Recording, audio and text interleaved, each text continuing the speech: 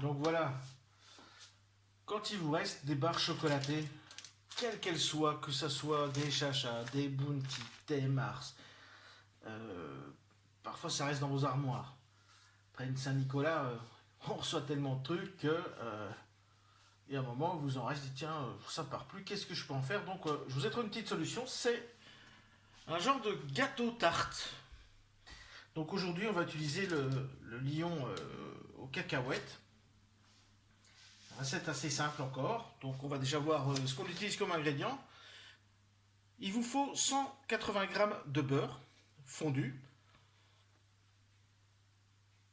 Alors de la cassonade la moins raffinée possible, donc c'est meilleur pour la santé et c'est meilleur tout court. Il en faut 250 g, 3 œufs que j'ai déjà cassés, 270 g de farine, un sachet de levure chimique, pas de la levure chimique. Et pour un peu désucrer tout ça, parce qu'il y a quand même déjà ça, c'est bourré de sucre et d'autres. Bon, ça, le sucre, pas de sucre. On va utiliser un chocolat de chez François, toujours, bien sûr, parce que des qualités de chocolat comme ça, on a cette chance ici dans notre petite gaume d'avoir ça. On va utiliser le Mexique, chocolat Mexique, 75%. Ça va un peu désucrer tout ça et ça va être plutôt sympa. Donc on va démarrer avec les 3 œufs et on va y mettre un peu de sucre avec pour commencer. Au fouet. Donc je mets ça en haute, on change d'angle et on continue. Allez, bim.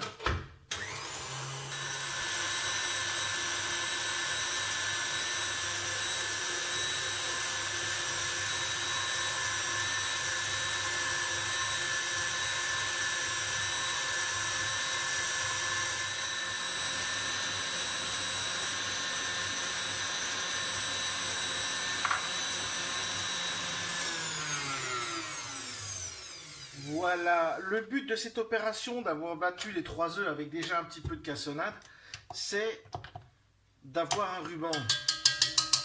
Donc nos œufs ont augmenté 3 fois de volume, c'est devenu une mousse bien légère, donc ce qui va permettre d'avoir un gâteau plutôt allégé. Maintenant on met la palette, on y ajoute le reste du sucre, notre levure, la farine, pas besoin de la tamiser. Et on va y mettre le beurre fondu. Voilà, on racle bien. Voilà. Voilà, première opération. On va mélanger tout cela.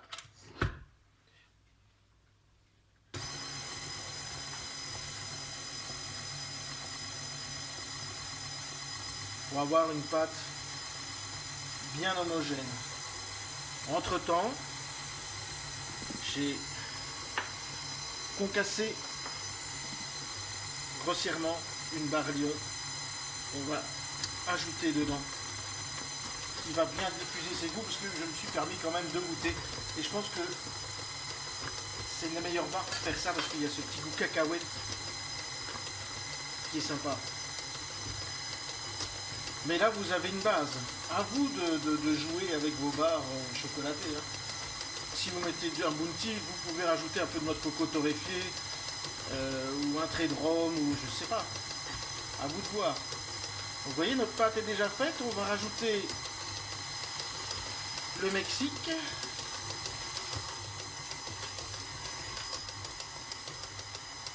Et vous savez quoi? Bah, c'est prêt. Enfin, c'est prêt. La pâte est faite. Donc, je fais un petit coup de propre, puis on se retrouve tout de suite. Voilà. J'ai pris un moule. Je lui ai mis un séparateur, donc je l'ai glacé, grosso et modo.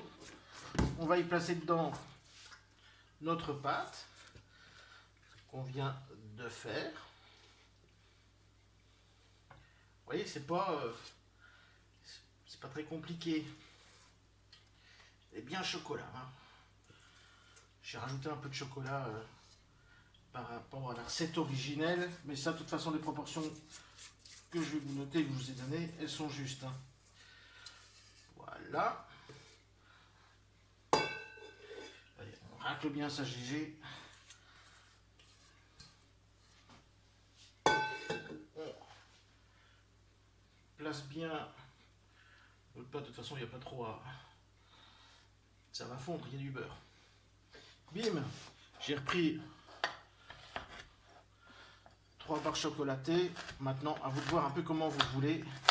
On le dispose plutôt à l'arrache. Ça va se fondre dans la masse. Et bim. Voilà. Chauffer un four à 180 degrés et on va enfourner ça plus ou moins 20 minutes. J'ai fait des morceaux épais, des morceaux plus petits pour qu'on ait un peu de tout, qu'on puisse tomber dessus. C'est une manière d'utiliser tout ça. Et on ne perd rien, donc tout ce qui reste là. Je peux même y aller franco, ma planche elle est plutôt propre. Enfin, elle est propre, désinfectée après chaque travail. Allez! Bon appétit, non je déconne. Cuisson! Voilà, je l'ai mis dans mon four, que je démarre seulement maintenant, je ne l'ai pas préchauffé en fait. Et j'ai mis 4 minutes de plus. Pourquoi? J'ai envie d'essayer, là franchement ça teste, j'ai envie d'essayer comme ça un démarrage à froid, voir si la levure va peut-être lever un peu plus avec le démarrage à la chaleur. Bon, moi j'ai mis une petite adjonction de, ici, vous voyez, de vapeur. Hop. Allez, c'est parti. Et je pense que l'idée de commencer à froid était pas mal. À voir si on ne devra pas rajouter quelques minutes de cuisson, mais ça, on va être vite fixé.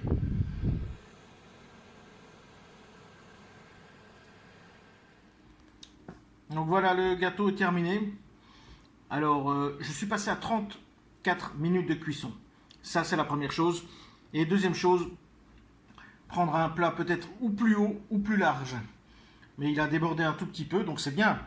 Il a débordé, ça veut dire que le travail qu'on a fait au début avec les œufs a bien payé. On a un gâteau hyper léger qui a bien évolué.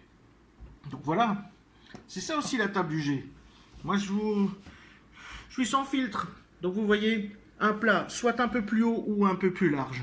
J'aurais moins de soucis, mais alors je viens de goûter les bords, c'est très bon.